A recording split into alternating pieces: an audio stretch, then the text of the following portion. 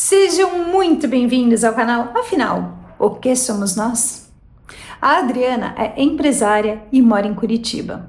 Esse aqui é um caso raro, onde duas irmãs tiveram EQM, ela e a sua irmã Luciana, que inclusive já deu entrevista ao canal. Bom, voltando à Adriana. Desde os 23 anos de idade, ela sabia que morreria aos 42 anos. Pois é, como vocês podem imaginar, ela não morreu, e sim teve uma EQM exatamente quando tinha 42 anos de idade. Mas esse é só o começo, tem muito mais. Como temos feito, dividimos essa entrevista em duas partes, ambas publicadas hoje, sendo que na primeira parte ela nos conta sobre a sua EQM e na segunda parte responde as nossas perguntas. Se gostarem, por favor, deem um like, compartilhem com os amigos, se inscrevam no canal, pois isso ajuda e muito a mensagem chegar a mais pessoas.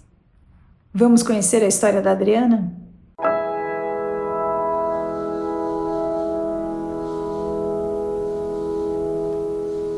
Boa tarde, Adriana. Muito obrigado por você aceitar compartilhar conosco do canal Afinal, que somos nós, a sua experiência de quase morte e outras experiências que você julgue relevante você comentar conosco.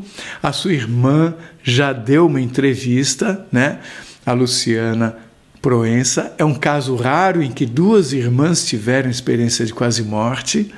Peço, por favor, que você se apresente, nos diga de onde você está falando e nos conte tudo no maior detalhe que for possível. Mais uma vez, muito obrigado e a palavra está com você. Obrigada a você, Carlos, pela oportunidade. E meu nome é Adriana, sou empresária. Nós temos uma clínica de terapias integrativas aqui em Curitiba. Trabalhamos há muito tempo com eventos também. E a minha história tem que começar mais no comecinho. Eu sempre tive sonhos premonitórios, desde da adolescência, assim. Então, eu sonhei com a pessoa que eu ia casar, eu ia sonhando com as coisas que iriam acontecendo. Mas nunca nada passava disso, era isso mesmo, sabe? Quando foi em 2019, eu comecei a ter sonhos que eu precisaria ir para os Estados Unidos. Então eu sonhava que o mar subia e eu ficava desesperada achando que ia morrer, e a voz falava para mim assim: se joga no mar e atravessa o mar, que do outro lado do mar eu tenho uma obra para fazer com você. Isso foi muitos sonhos durante uns 3 meses, 4 meses mais ou menos. E daí larguei tudo, peguei uma mala, eu, meu marido e minha filha. Meu filho ficou cuidando dos negócios aqui, a minha irmã também. E eu fui embora, fui morar nos Estados Unidos. E eu sempre, quando eu cheguei nos Estados Unidos, eu fui para casa de umas pessoas que eu não conhecia. Eu só aluguei um quarto em Orlando, até a gente alugar uma casa pra gente. E eu levantei, era umas 5 horas da manhã, assim, tava quase amanhecendo o dia, assim, querendo clarear. Parei na cozinha e eu olhei para a piscina que estava lá para frente, não percebi que tinha uma senhora sentada no sofá de frente, e ela falou assim: oi, minha filha, o que você está pensando aí? Você está se perguntando o que você veio fazer aqui? E eu levei um susto com ela, porque eu não tinha visto antes que ela estaria ali. E ela falou: senta aqui do meu lado que eu vou te contar. Eu sentei do lado dela, ela perguntou assim para mim: você tem coragem? Eu pensei, falei assim: olha, larguei tudo lá no Brasil porque me mandaram vir para os Estados Unidos, né? Eu acho que eu tenho coragem, sim. Porque senão eu não largaria tudo e faria uma loucura dessa, porque para mim era uma loucura. Eu não sabia falar língua, eu não conhecia ninguém, eu simplesmente fui porque me mandaram ir. E ela falou assim: sabe o que está acontecendo? Está sendo convocados soldados. E você é um soldado corajoso. E está começando a convocação, por isso que você foi chamada. Aquilo ficou na minha cabeça durante um tempo, durante um ano mais ou menos, sem eu entender o que ela queria dizer com aquilo. Mas, desde os 23 anos, eu sempre soube que eu morreria com 42 anos. E eu fui para os Estados Unidos com 41. Quando foi ficando perto do meu aniversário de 42 anos, eu comecei a lembrar disso de novo. Porque a minha família sabia, eu já tinha comentado que eu morreria aos 42 anos. E eu já tinha um histórico, então eles acreditavam em mim quando eu falava as coisas. Mas eles foram esquecendo, e conforme o tempo foi passando, eu fiz questão de eu não tocar mais nesse assunto para eles não ficarem angustiados, não ficarem nervosos, né? A não ser minha filha, que sempre lembrava disso. Na noite do meu aniversário, de 42 anos, eu estava deitada, dormindo. Naquela noite, eu coloquei um aparelho no meu marido para ele não roncar. E eu escutei, estava amanhecendo o dia, eu escutei ele levantar da cama e ir até o banheiro. Só que eu via ele ir para o banheiro, mas eu não conseguia sair do meu corpo ali para levantar para dizer para ele que o aparelho tinha dado certo. Eu queria explicar para ele que o aparelho estava bom, que ele tinha dado certo, né? Mas eu estava muito calma, mas eu não consegui sair assim, levantar da cama. E de repente eu olhei para o lado, tinha uma porta linda, branca, dupla, que não existia no meu quarto. Aquela porta nunca esteve ali. E ela brilhava num branco muito lindo. Eu levantei e fui até ela. Abri a porta. Lá dentro era um lugar todo branquinho. Na minha ideia, parecia uma cozinha. E ali quem estava falando, porque eu escutava no banheiro meu marido falar. Ainda falei assim, nossa, será que ele está ligando para o Brasil? Mas se aqui é 5, lá é 3, né? Seria muito cedo.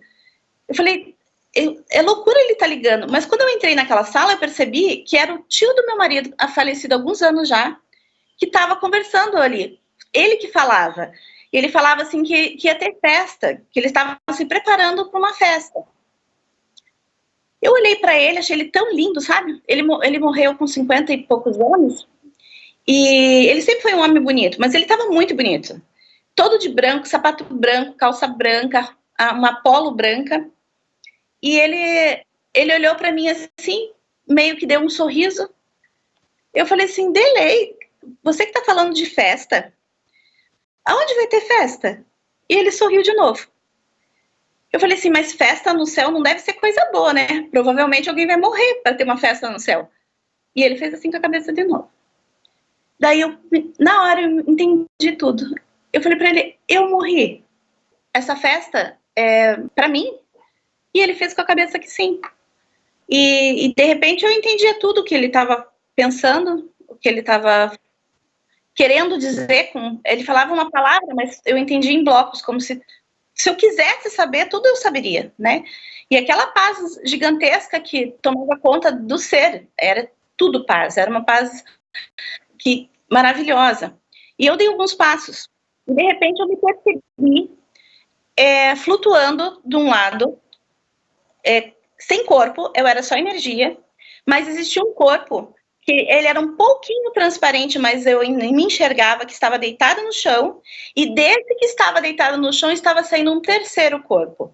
Mas eu tinha noção de que o meu corpo físico estava na cama, lá no quarto. Eu tinha noção disso. Isso seriam 4 corpos. Cada um deles mais sutil que o outro, mais transparente. No meu entendimento, eles eram cada um mais transparente que o outro. E eu sabia que o corpo que estava na cama era o físico, existiam mais 3 corpos, né? Mas a consciência, aquela que entendia tudo, era a que estava de pé flutuando e que não existia corpo.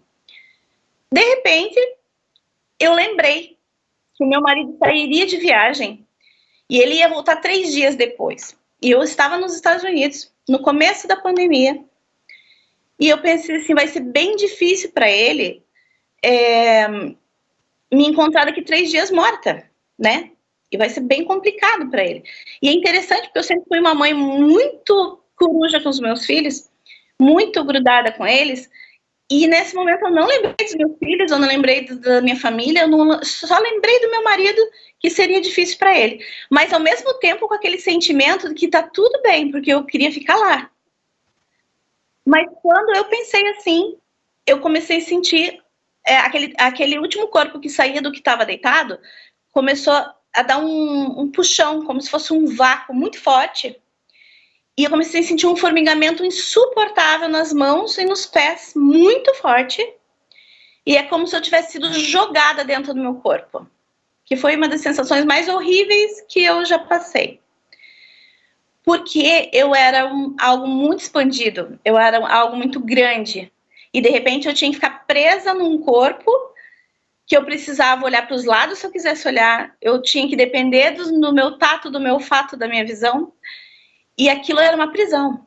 Então, na hora que eu voltei para o meu corpo, eu dei um grito, eu senti gritar, assim, pela paulada que foi na entrada do corpo, e quando eu olhei para frente, meu marido já estava perto de mim. Eu sempre achei que ele tinha feito alguma massagem cardíaca em mim, por isso que eu sentia a paulada. Essa semana eu conversei com ele, ele falou que não, ele só viu que estava acontecendo alguma coisa e foi pro meu lado. Quando eu voltei, a primeira coisa que eu fiz foi olhar as mãos e os pés, porque o formigamento era muito forte, muito forte. Quando eu olhei, as pontas dos meus dedos, das mãos e dos pés estavam azuis, assim, uma cor horrorosa, muito estranha. Eu dei uma respirada funda, fiquei ali para tentar entender o que tinha acontecido. Eu tinha noção de que eu tinha morrido, total noção. Contei para o meu marido na hora, falei, olha, aconteceu isso, eu vi o delay, eu estava muito eufórica por causa daquela paz que eu tinha sentido lá, era tão forte que eu queria contar para ele naquele momento o que tinha acontecido, né? E daí ele falou, vamos para o hospital. Eu falei, não, porque no começo da pandemia, nos Estados Unidos, onde os hospitais estavam lotados, era loucura eu ir para o hospital, a não ser que eu estivesse muito pior. E eu estava naquela paz ainda, então para mim eu estava bem, estava tudo certo, né? Nós acabamos não indo para o hospital. No primeiro e segundo dia eu tive um pouco de dificuldade de locomoção, assim, de ir de uma cama. No meu quarto tinham 2 camas, e de eu passar de uma cama para outra era cansativo para mim, parecia que eu fazia muito esforço. Mas logo depois eu fui melhorando, questão física muito rápido, e eu fui ficando melhor. O problema não foi o físico, foi o que aconteceu depois disso, né? Logo após, acho que uns 2 dias depois que aconteceu isso, eu estava dormindo de novo e eu escutei um barulho na porta do quarto no corredor do quarto da minha filha. Levantei e fui olhar o que estava acontecendo e tinha um homem parado na porta do quarto dela. Incrivelmente, eu não tive nenhum medo. Para mim aquilo parecia normal, e eu perguntei para ele, o que você está fazendo aqui? Ele olhou meio assustado para mim, como se eu não deveria estar vendo ele, sabe? E passou pela minha frente, desceu as escadas e foi embora. Eu pensei assim, vou voltar e vou falar pro meu marido que tinha um homem aqui dentro. Dei meia volta e entrei no quarto. Quando eu entro no quarto, meu susto foi gigantesco, porque eu me vi na cama com meu marido. Quer dizer, eu falei, morri de novo. Falei, não pode estar acontecendo isso de novo comigo. E no susto, assim, eu corri para perto do corpo e já fui puxada para dentro do corpo. Daí eu acordei, assim, eufórica, assim, sabe, sem ar. Pensei, meu Deus do céu, como que eu morri de novo, será? Não pode ser. Hoje eu entendo sobre projeção astral, todas essas coisas, porque eu fui estudando para me entender o que acontecia comigo. Mas na época eu era totalmente leiga. Então aquilo foi assustador. Mas o interessante é que na hora da EQM, por exemplo, eu tinha total noção de que a vida real era lá onde eu estava, lá onde estava meu tio, e não a vida aqui. E na projeção astral que eu tive ali, também eu tinha essa noção de que a realidade era fora, o corpo que eu estava fora ali.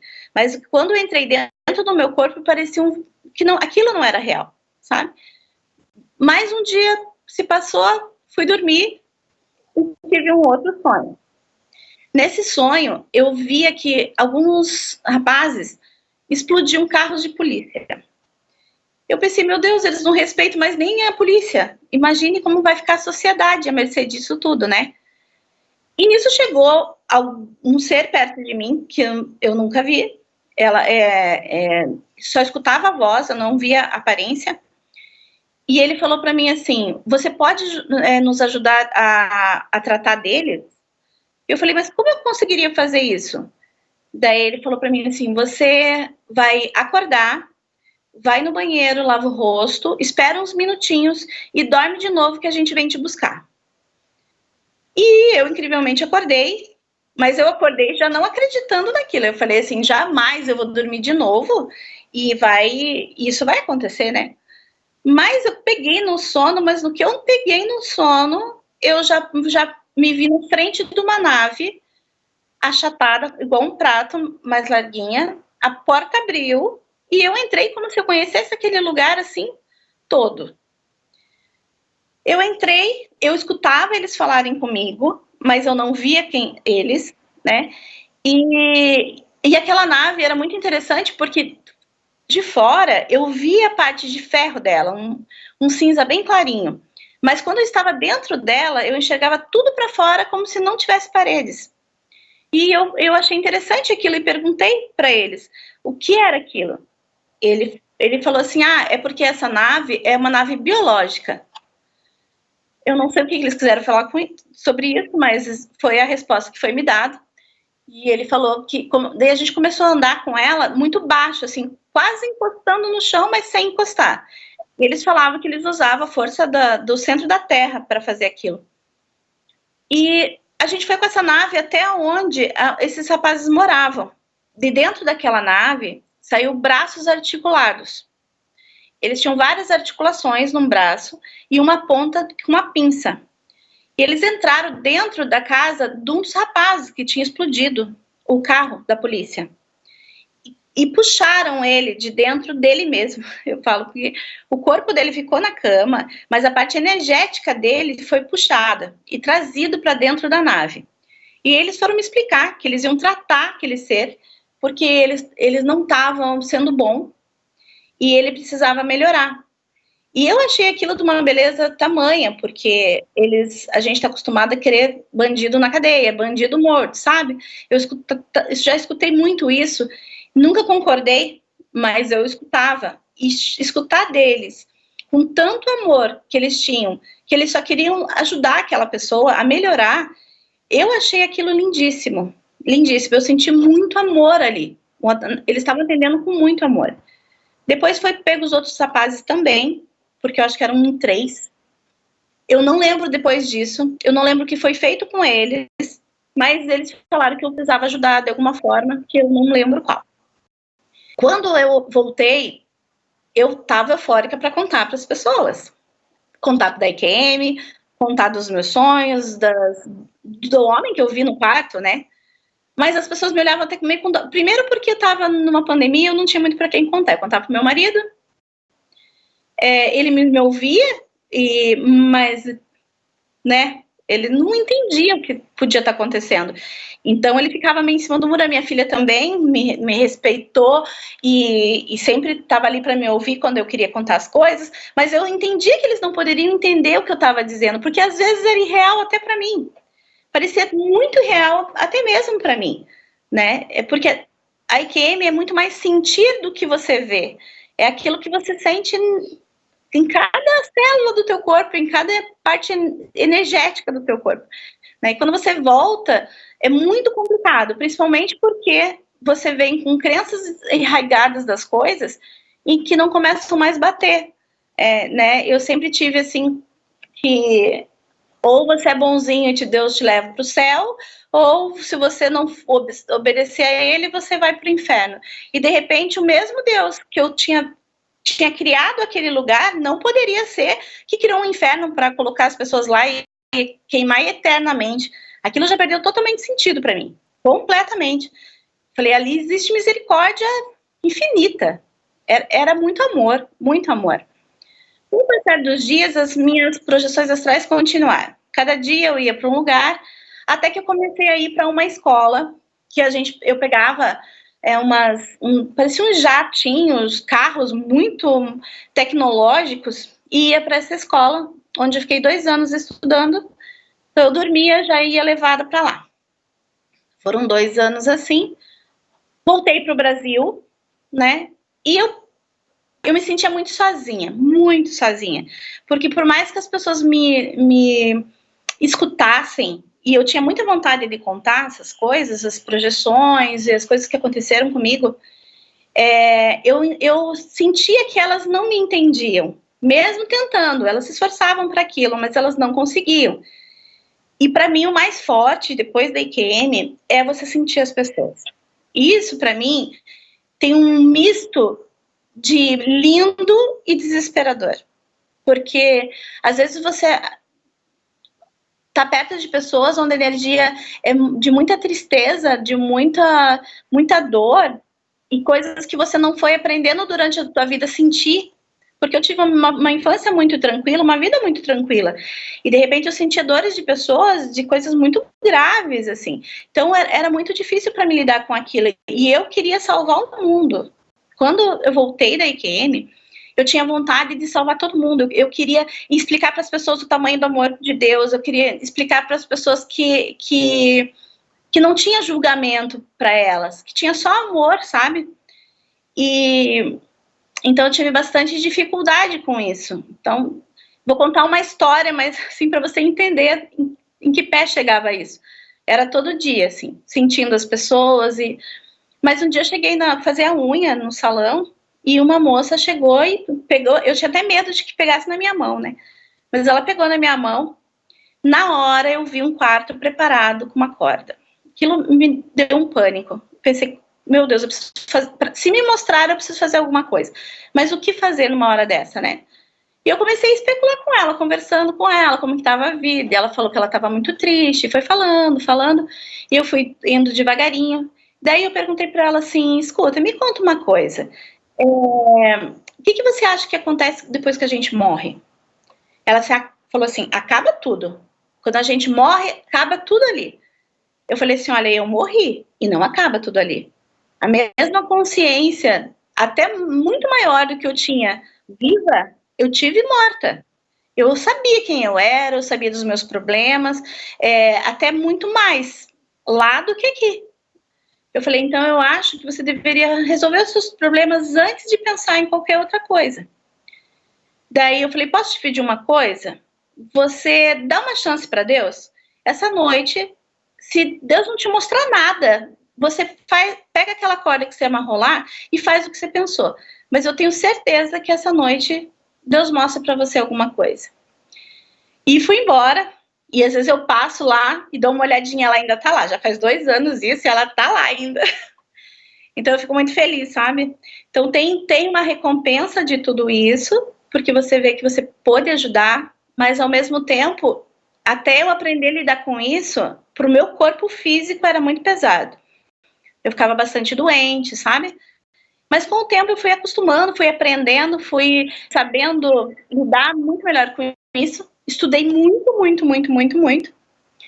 E fui ficando melhor. Teve um dia que eu fui ao hospital ficar com a minha irmã. Tava a minha avó e a minha irmã no mesmo hospital. E eu ficava andando de um quarto para outro. Eu ficava um pouco com a avó do meu marido e um pouco com a minha irmã. E eu subindo o elevador para ir de um andar para outro, tinha uma moça dentro do elevador. Eu estava de costa para ela estava no fundo do elevador. Mas eu não falei, mas logo depois da EQM, uma voz conversava comigo o tempo inteiro. Era meu amigo, assim, ele me explicava as coisas, porque eu não sabia para quem perguntar, e eu perguntava para ele me respondia, ele me falava, encosta naquela pessoa, ela tá triste, ela tá feliz, ele ia me falando sobre as coisas. E aquele dia ele falou para mim assim, vira e dá um abraço nela. Eu falei, mas eu não posso dar um abraço, eu nem conheço ela, ela vai se assustar, né? Mas eu sou obediente, né? E ainda mais que eu tava sentindo, no meu coração doía, parecia que eu tinha uma culpa muito grande, como se eu fosse culpada de algo muito sério, e aquela aflição foi me tomando o corpo inteiro. Uma culpa muito forte. Daí eu virei pra ela e falei assim, minha flor, tá difícil a vida, né? E ela devia ter uns 18 anos mais ou menos, ela já caiu em prantos, assim, e daí eu aproveitei e abracei ela, né? Quando eu abracei, eu senti muito forte. Toda a culpa que ela sentia, era muita culpa. Daí eu falei para ela, se você não tem culpa, não pense nisso, né? Chegou o ponto que precisava chegar para conseguir ajuda. Não se preocupe com isso, tudo vai dar certo. Precisava chegar a esse ponto. E ela falou, não, mas eu tinha que estar lá. Como que eu não vi, como eu não percebi isso? E eu fiquei abraçada um tempo com ela. E ela foi se acalmando, daí eu perguntei para ela o que tinha acontecido. Ela falou que ela tinha chegado em casa e encontrado a mãe, que ela tinha tentado suicídio. E ela achava que ela tinha que ter visto isso antes, ela tinha que ter reparado que a mãe dela estava naquele ponto, né? e aquela culpa estava matando ela, e a mãe estava na UTI. Então essas coisas aconteciam direto comigo, todos os dias acontecia uma coisa diferente. Tem histórias mil para contar disso, né? Era bem complicado e maravilhoso. Saber que eu podia ajudar as pessoas daquela forma, para mim era lindo, sabe? Mas ao mesmo tempo, eu passava semanas pensando nelas, preocupada com elas, sabe? Se estava tudo bem, se elas tinham conseguido passar por aquilo de uma melhor forma, né? Quando foi um dia, eu tive um sonho. Daí um dia eu estava eu sempre que eu tô no banheiro tomando banho, isso desde menina, eu tenho uma conexão muito forte, assim, sabe? Eu oro, eu converso com Deus. E, e eu tava ali no banheiro, eu falei assim, tá bom, então vamos conversar sobre uma coisa. Eu entendi que a realidade é lá, que isso aqui é um jogo. Então você pode, por favor, me explicar que jogo é esse? Porque para mim parecia meio macabro esse jogo, sabe? Um jogo meio esquisito esse, né? Porque logo depois que eu voltei da EQM, eu fiquei um ano meio depressiva, porque eu queria estar lá, eu não queria estar aqui. Eu sentia ainda um pouco daquele lugar, e eu sabia que lá era a minha casa. Mas eu tinha muito certo comigo que eu tinha uma missão e que eu tinha que cumprir ela. Eu não fazia ideia qual era, mas que eu tinha que cumprir aquela missão. Então eu perguntei para ele, né? Aonde? Se aqui não é a real, qual é o jogo disso daqui? Qual é o sentido de estar viva? E de repente ele parece que abriu um telão. Isso acontece sempre comigo, a sensação que abre uma tela enorme na minha frente e eu vejo imagens. E ele falou assim, olha como você era quando você veio ao mundo. E eu era pura luz. Muita luz, brilhante, dourada, linda, que pegava tudo, assim. Era muita luz. E daí ele falou assim, olha o que aconteceu depois. De repente eu vi, tipo, a sociedade vindo com uma caixa, colocando na minha frente. A família vem com outra caixa, colocou na minha frente. A igreja vem com uma caixa, põe na sua frente. A escola. E foram enchendo tantas caixas na minha frente, que ele falou assim para mim, agora vem de frente e olha. E quando eu fui de frente, eu percebi que aquelas caixas tinham tampado toda a minha luz. Que eu simplesmente não enxergava mais a luz. Eu falei, meu Deus, agora eu não sou mais luz? Ele falou assim, você continua sendo, mas você está escondida. Eu falei assim, mas e como eu faço agora? Ele falou assim, então começa a abrir as caixas. Eu falei, então me ajuda a abrir a primeira caixa. E quando eu peguei a primeira caixa e abri, saiu uma música que eu gosto muito, gostava muito, hoje eu não gosto mais. Que dizia assim, a música falava assim, sou servo inútil. E eu gostava muito daquela música, e de repente aquilo não fez sentido mesmo eu gostar, sabe? E ele falou assim, você acha que eu sou um Deus de fazer algo inútil? Eu não faço uma folha de uma árvore inutilmente. Quando você diz que você é um servo inútil, você está me diminuindo. Nada que eu criei é inútil. E quando você aprender isso, você pode tirar essa caixa. E ele me ajudou a tirar aquela caixa, e daí ele falou assim, agora, as outras caixas, o trabalho é seu. E eu acho que durante todos esses anos, desde que eu tive EQM, meu trabalho é abrir essas caixas, sabe? É curar uma dorzinha, uma crença limitante, um preconceito, eu fui tirando, ainda acredito que deve ter mais algumas, mas trabalhei bastante nessas caixas todo esse tempo, de 3 anos para cá. Fui trabalhando nessas caixas todas. Logo depois que eu ainda estava nos Estados Unidos, no comecinho mesmo da pandemia, eu tive outro sonho com nave. Eu sei que eu estava dentro de um carro e, de repente, no rádio e celular, tocava assim que era para todo mundo ir para dentro das suas casas, que ia acontecer alguma coisa e que eles não sabiam como lidar com aquela situação, que precisava todo mundo estar dentro de casa. Eu fui para casa, mas eu olhei pela janela e vi quando eu estava no carro, eu olhei pela janela e vi uma nave gigantesca. Não era parecida com a primeira que eu tinha visto, ela era redonda, mas parecia blocos de chumbo cromado, assim, bronze, como se fosse vários blocos fazendo ela redonda. Ela era muito, muito grande, ela tomava muito, muito lugar no céu, assim. E eu fui para casa, né? Mas eu tava eufórica, todo mundo com medo, e eu achava aquilo o máximo. De repente, Eu olhei para fora, uma nave, aquela nave grande abriu a porta e saiu milhares de naves iguais elas, bem pequenas, do tamanho de um carro mais ou menos. E essas naves foram cada um para um canto e uma delas pousou na frente da minha casa. Abriu a porta e saiu um homem e uma mulher, que eu achei lindíssimo, mas eles eram meio de cinza azulado, com um macacão bem justo no corpo, que tinha vários lugares para colocar coisas, assim, no macacão, e eles tinham os braços mais compridos que os nossos, as pernas devia ter lá 2,5 metros, mais ou menos. Eu achei eles lindos demais. E eles sentaram no meu gramado, e eles olhavam para o céu, assim, e se deliciavam com o sol, sabe? E eu falei, eu vou sair.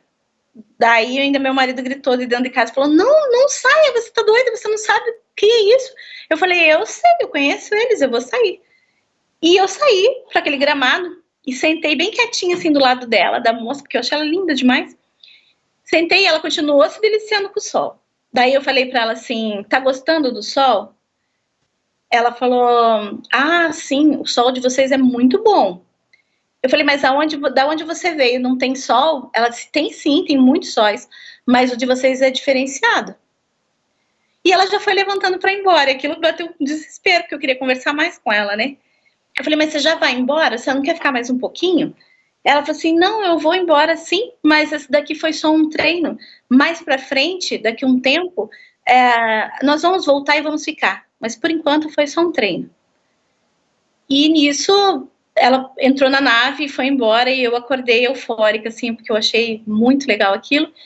Mas eu acho que foi no mesmo dia, um dia depois, foi falado em rádio, televisão e tudo mais, e um fechar de vez todos as lojas, e era para todo mundo ficar em casa e ninguém sair mais, por causa do problema da pandemia, né?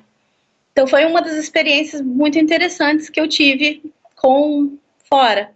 E quando eu ia, que eu sabia que eu ia para outros planetas para estudar, eu não via ninguém. Eu escutava pessoas falando, eu entrava nos auditórios, uns auditórios que eram círculos, e ficava, o palestrante ficava no meio, e a gente ficava sentado em volta, e quase toda noite eu ia para esses lugares para estudar, eu sabia que era para estudar, mas eu nunca via ninguém, eu não lembrava do rosto, eu sabia que tinha muita gente, mas eu nunca via o rosto deles, como eles eram, né? E com isso eu fui estudando, cada coisa que me acontecia eu ia procurar saber. Mas o que mais a voz me falava, logo depois da EQM, é que eu precisaria estudar sobre religiões. Eu toda a vida fui evangélica, né? Então a gente tem um pouco de preconceito com outras religiões, né?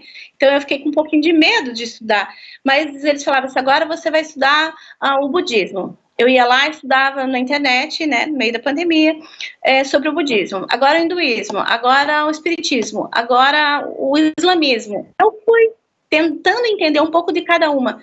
E com isso eu fui percebendo que de um modo ou de outro, todas falavam da mesma coisa com outro nome e que gerava muita discussão entre as religiões, sendo que a energia era a mesma, era mais ou menos a mesma coisa que eles se falavam, mas mudava um pouco o nome. E eu fui estudando sobre religiões, um dia eu perguntei para ele, eu falei assim, tá, mas por que eu preciso aprender sobre religiões? Daí ele falou assim, porque você vai trabalhar com todos os tipos de pessoas de todas as religiões.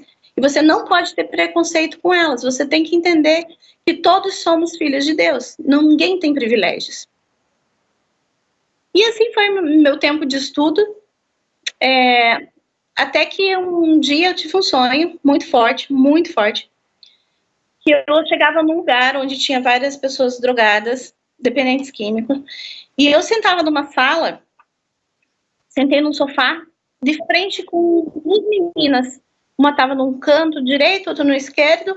Elas estavam assim até craqueladas, assim. Parecia que elas tinham sido queimadas assim de droga, sabe? Uma delas não tinha ponta do dedo, a pele estava horrível, elas estavam muito magras e muito, muito, muito feias, assim. Elas estavam numa situação bem difícil. E eu estava ali pensando, né, do que eu ia fazer, e de repente chegou alguém do meu lado e falou assim, vai lá e ora por elas. E eu levantei, cheguei numa delas e falei assim, eu posso orar por você? Ela falou assim, não, eu não mereço essa oração. Eu falei assim, merece sim. Se Deus mandar eu orar por você, porque você merece. Ela falou assim, mas eu sempre fui má. Deus nem sabe que eu existo. Eu falei assim, mas se ele mandou, é porque ele sabe que você existe.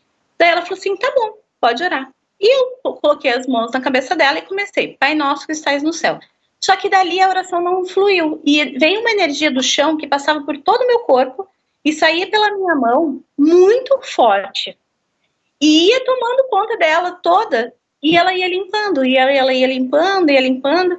E de repente, quando eu parei com aquilo, eu virei para outra do lado e falei para ela, eu posso orar por você também? Ela falou assim, se você acha que aquela ali é má, eu sou o próprio diabo. Eu falei, então é você mesmo que Deus quer, porque é ele que ele quer, né? Se Deus quer curar alguém, é o diabo, então tudo bem. Coloquei as mãos nela de novo e de repente começou. Eu falei, Pai nosso que estás no céu, mas ali parava a oração e aquela energia. Vinha muito forte, muito forte, muito forte. Quando eu terminei dela, ela estava limpa e veio mais 2 rapazes e eu fiz isso. Eu tenho o dom de línguas. Quando eu terminei, eu acordei falando em língua, eu fiquei horas falando em língua e aquela emoção era tão forte aquilo para mim e eu não entendi o que era aquilo. Eu entendia que aquilo não era uma oração, porque era muito diferente das coisas que eu aprendi sobre oração. E eu não entendi o que era. 2 dias depois, eu fui levar minha filha no médico e lá a enfermeira falou para mim assim, olha, Adriana, teus exames ficaram prontos, você não quer mostrar para a médica? Eu falei, mostro. E eu entrei, no que eu entrei para mostrar para a médica, que eu não conhecia, os meus exames, ela falou assim para mim, deixa eu ver sua mão. Eu mostrei minhas mãos e achei muito estranha a pergunta, né? Muito diferente. Ela falou assim para mim, você tem dom nas suas mãos? Eu falei, não tenho dom nas mãos. Ela falou assim, pois é, porque hoje me falaram que ia entrar alguém aqui que tinha dom nas mãos. Você conhece reiki? Eu falei, não conheço. Ela falou assim, olha, eu preciso treinar alguém, porque o SUS agora tem reiki e acupuntura. E eu precisava treinar alguém que pudesse me ajudar aqui. A gente trata pessoas com pressão alta, depressão e tal. Na hora, ela foi me explicando o que era, na hora veio o sonho, há 2 dias antes, né? Que era muito forte. E assim, ela me ensinou como fazia, me deu o curso. E eu fui fazendo nos parentes, fui fazendo. E de repente eles falaram para mim assim, agora você vai trabalhar. Eu já trabalhava muito, né? Falei assim, tá, mas eu vou trabalhar onde? Eu comecei a ir nas clínicas, perguntar se alugava salas e tal. Encontrei algumas. E quando eu saía de lá, ela falava pra mim assim, não é aqui, não é aqui. Um dia eu fiquei tão brava, sentei no meu sofá e falei assim, chega, se não é em lugar nenhum, eu já tenho muita coisa para fazer, eu não vou mais ir atrás disso. E de repente abre essa tela de novo na minha frente e eles mostram a casa do meu pai, cada pedaço dela, como está hoje, né? Mas na época era completamente diferente. Mostrou cada sala, o café embaixo. E eu pensei, não, mas a minha clínica não pode ser lá. Porque meu pai jamais sairia da casa, porque ele viveu a vida inteira lá, né? Desde muito novo ele construiu a casa. Eu falei, ele não vai aceitar a gente abrir uma clínica assim. Mas mesmo assim, liguei para minha irmã. Eu e ela sempre muito grudadas, né? Que graças a Deus ela teve uma EQM uns anos antes, eu já podia conversar sobre tudo com ela, porque eu estava sozinha, e de repente quando ela teve a EQM dela, que ela contou no seu canal, para mim foi assim uma maravilha, porque ela até me ouvia, sabe, mas eu entendia que ela não compreendia a profundidade daquilo, e um dia eles me falaram que era para mim não ficar preocupada, que em pouco tempo teria uma família estelar toda comigo. Mas eu liguei para ela para contar o que eu tinha visto. E ela falou assim, não, Nana, de jeito nenhum, o pai jamais vai aceitar uma coisa dessa. E eu pensei assim, eu vou ficar bem quieta agora, porque se é para ser, vai ser, ponto final, né? Dali um tempo, ela teve chamado para ir para a Amazônia, que ela cantou ali, e me ligou de lá e falou assim, nós vamos abrir uma clínica. Falei, ótimo, aonde? Ela falou, não sei, mas quando eu voltar, nós vamos abrir uma clínica. Falei, tá bom. Quando ela voltou de viagem, a gente veio aqui, ela queria trazer uns presentes para meu pai e para minha mãe. E meu pai falou assim, nossa, gente, eu queria muito ir morar na praia. Daí a Luciana falou assim, então, pai, por que você não vai? Ele falou, mas o que eu vou fazer com essa casa? Daí ela falou, aluga? Ele falou, é isso mesmo, eu vou alugar. Daí ela falou assim, mas você não aluga pra gente? Ele falou, mas vocês vão fazer o quê aí? Eu falei, nós vamos abrir nossa clínica. Daí ele falou assim, tá bom, eu alugo. Ele falou isso 15 dias depois, ele estava na praia. 30 dias depois vocês assistam o vídeo dela, que ela vai contar melhor isso. 30 dias a gente teve para montar toda a casa, para estruturar tudo. As terapeutas vieram todas aqui sozinhas, porque a gente não foi atrás. Até hoje a gente brinca que o pessoal chega aqui até para tomar café, porque a gente tem uma cafeteria na parte de baixo, e eles falam assim, você não vai acreditar. E a gente ri porque essa frase é a nossa vida, sabe? Todo mundo que chega aqui fala isso e não sabe que é essa nossa frase. Você não vai acreditar. A gente acredita. E esse foi meu relato. Não deixem de assistir a segunda parte da entrevista da Adriana, onde ela responde as nossas perguntas. O link está disponível para você aqui em cima e também na descrição do vídeo. Se você gostou, por favor, se inscreva no nosso canal, dê likes, faça comentários, compartilhe com seus amigos, toca o sininho que assim você sempre fica sabendo quando chega vídeo novo saído do forno. E se você tem alguma dúvida ou passou por uma EQM e gostaria de compartilhar a sua história com o mundo, por favor, nos escreva. O nosso e-mail é afinal.oquesomosnós@gmail.com. Essa é uma nova fronteira do conhecimento humano. Vamos juntos atravessá-la?